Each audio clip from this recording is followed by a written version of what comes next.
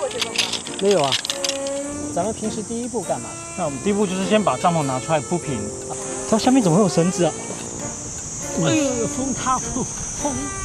哎呦我的妈！好漂亮呀！我想在这过夜了。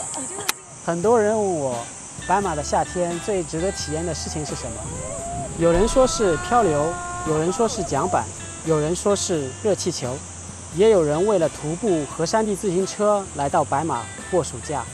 但今天，我想推荐一件最日常、最简单却又特别浪漫的事情，在北阿尔卑斯雪山脚下搭帐篷露营。大家好，我是在白马运营雪山度假别墅的老杨。今天这期节目，我就教大家从零开始，亲手完成一次白马的雪山度假露营。介绍一个朋友给大家，这位是我们 Jade 的帐篷担当，他叫一喜。大家好，我是这的小石。那我这边是在这边帮各位客人负责搭帐篷，让客人可以在每天在那边使用我们的 BBQ。那所以你今天是杨总的露营助手吗？不是，他是我的露营老师。今天我是学员。今天主要就是让杨哥负责，可以自己找一片地，来设定我们的帐篷，然后可以自己组装好一个帐篷，以及使用那个烽火台的方式，以及最后结束的时候可以把一切归回原位。然后呢，第一步我们应该干嘛呢？那第一步我们就是先选一个适合的搭帐篷的地方。这里怎样？树荫底下，大树底下好乘凉。我觉得这里还不错，你觉得呢？这里，你主要是怕你帐篷太大，这里搭不起来。这个地方不行是吧？太小了。应该太小，你那感觉很宽。一室一厅啊，我真是。对啊，这里应该可以是吗？对，为什么选这个地方？这边灰尘没有那么大，靠主路的话有灰尘，又离小溪比较近嘛。然后我感觉这边的场地还是蛮宽阔的。这里应该是可以的，因为这里比较平坦，范围比较平坦，而且附近也没有那种枯的树枝，所以不用怕火烧的时候会不小心烧起来。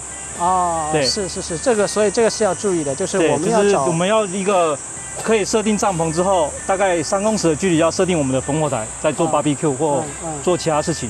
用火的时候要注意安全。好，那我们就决定这边，那我们去把帐篷跟一些设备搬过来吧。好的。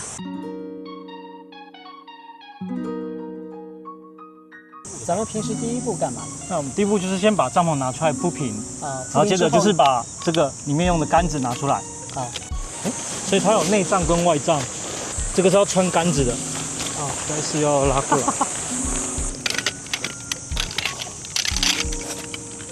这里面是装了什么？里面装的是防风绳，所以这个很重要吗？这个在白马这边可能山区风比较大的时候，这个都需要用到的。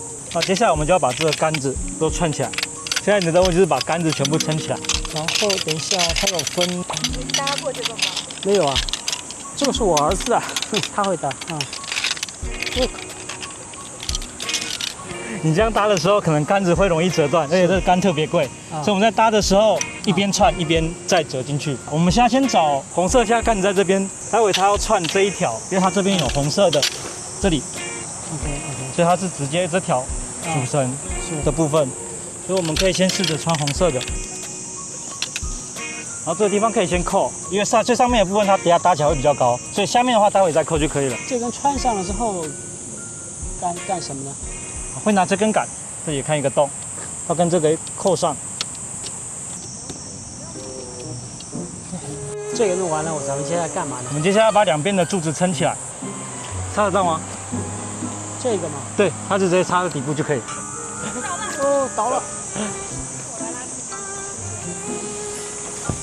它下面怎么会有绳子啊？这个，然后怎么会有那个？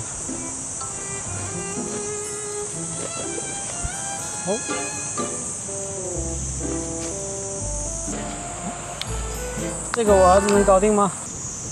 哎呦，风塌风！哎呦我的妈！我操！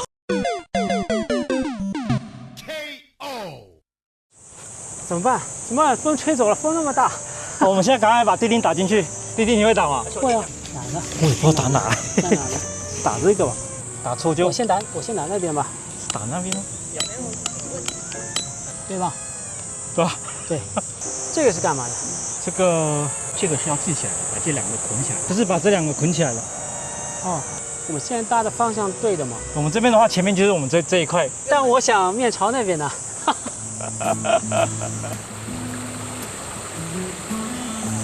好，在杨哥我们积极的参与下，我们1个半小时才把我们的帐篷搭好。那第一次搭帐篷感觉怎么样？这么大的帐篷是我第一次搭，我感觉一个人去搭是比较吃力的。这个其实要花1个多小时，所以我们会要早点过来搭。搭到一半，那个天一黑了都没法吃饭，肚子大家都饿了，是不是该吃饭的时间了？好，那我们现在就去车上把东西拿下来。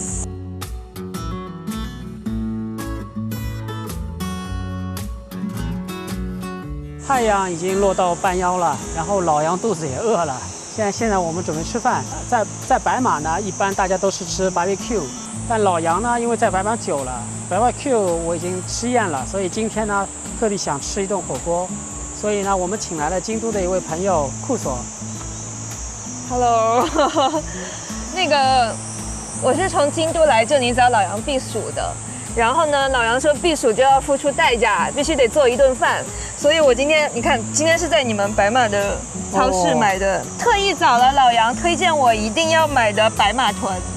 然后呢，用这个白马豚和这个是不是你心念念的啊？是，这个是贵州的酸汤火锅，我在国内的时候经常吃。现在来白马呢，没地方吃，我是很想吃这个味道，所以拜托库索呢从京都啊给我带了一份过来。我也是第一次用白马的我今天学会的信州野菜、白马豚、信州牛，然后来做一个贵州的火锅。好，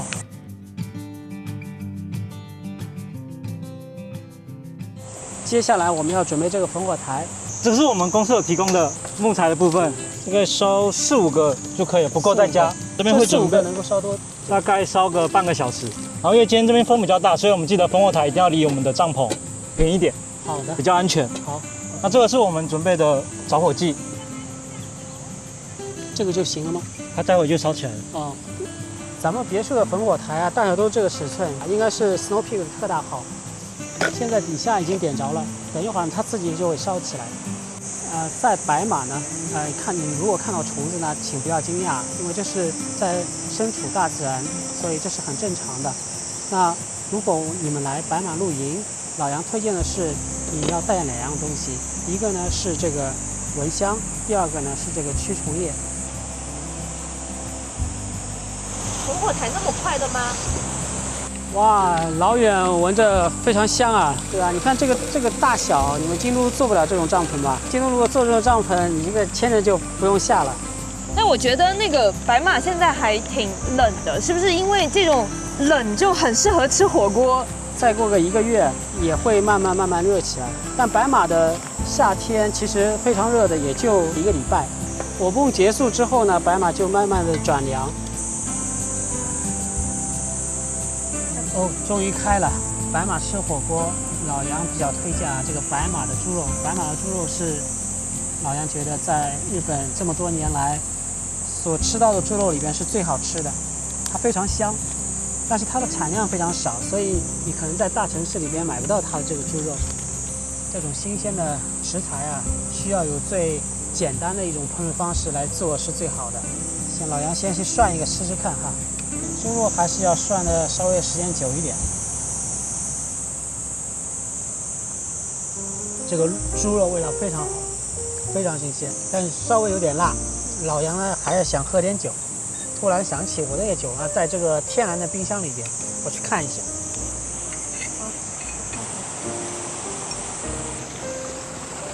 这个水呢是白马三山上面流下来的雪水。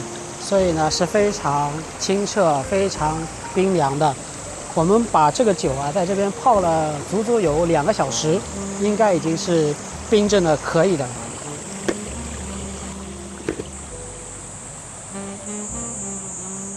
冻好了？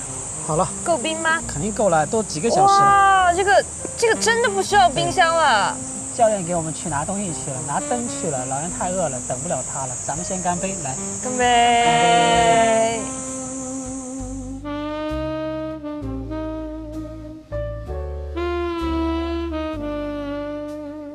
好好舒服啊，而且白马好凉快啊！我能理解为什么这里是避暑胜地了。我现在都觉得有点冷，在京都现在晚上根本不能出门，真的，我能理解为什么我身边认识那么多日本人都喜欢来白马来长夜避暑。哦，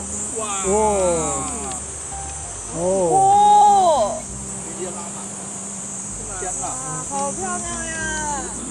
我想在这过夜了。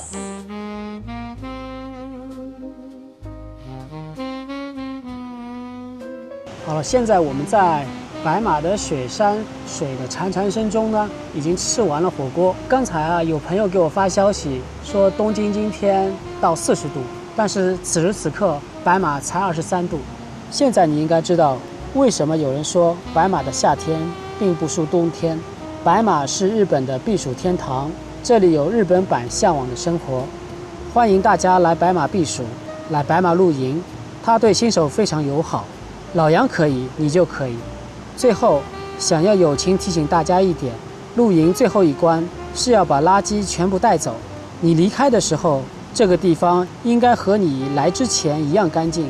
好了，今天节目就到这里，接下来老杨要和石头啊一起收拾一下垃圾了。希望我们下次再见。哦，对了，我补一句，大家记得要灭火哦。我是老杨，我从东京来到白马，和团队在这里运营管理着60多栋高端别墅。对我们来说，别墅管理不只是把房子运营好，更是为业主提供专业可靠的服务，也为每一个游客创造安心舒适的旅游体验。如果你也想了解我们的服务，或正在寻找值得信任的别墅运营团队，欢迎与我们联系。